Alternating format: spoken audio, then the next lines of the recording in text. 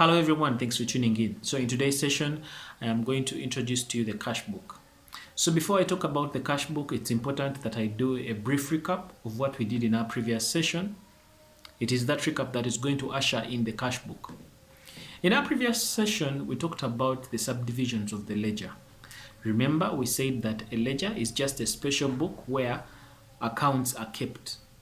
So if we're talking about the sales ledger is going to hold accounts, personal accounts of people that owe us money.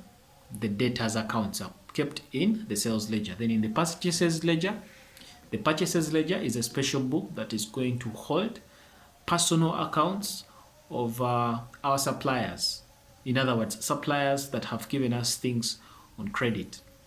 Then we have what we call the nominal ledger, or call it the general ledger. So it's in the general ledger where all the other accounts are going to be kept. That is, call it the capital account, the fixed assets account, the expense accounts. They are all going to be held in the general ledger. So among those accounts that are held in the general ledger, we have the cash account. Okay, the cash account is actually found also, or it's supposed to be in the general ledger. That is the cash account and the bank account. Now, as you may know it, in any business, we have two categories of transactions. We have what we call the cash transactions and the non-cash transactions. The non-cash transactions are the kind that definitely cash is not involved, and then the cash transactions are where cash actually exchanges hands.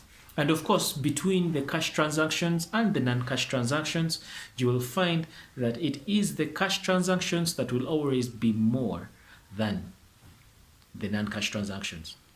So now when it comes to double entry, all cash transactions will have to be recorded in either the cash account or the bank account.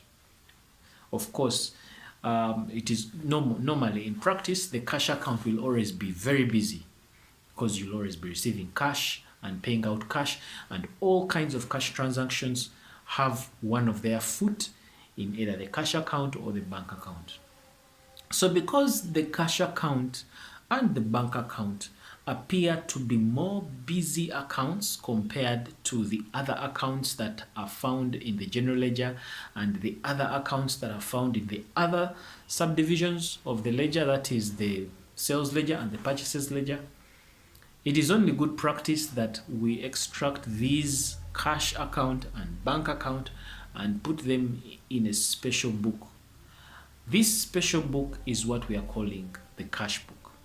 So in other words, the cash book is more of a subdivision of the general ledger. Remember, the general ledger contains all the expense accounts, all the fixed asset accounts, but because the cash and the bank account are busy accounts, they are always having frequent transactions, we put them in a special book we are calling the cash book. So that is how we get to have the cash book.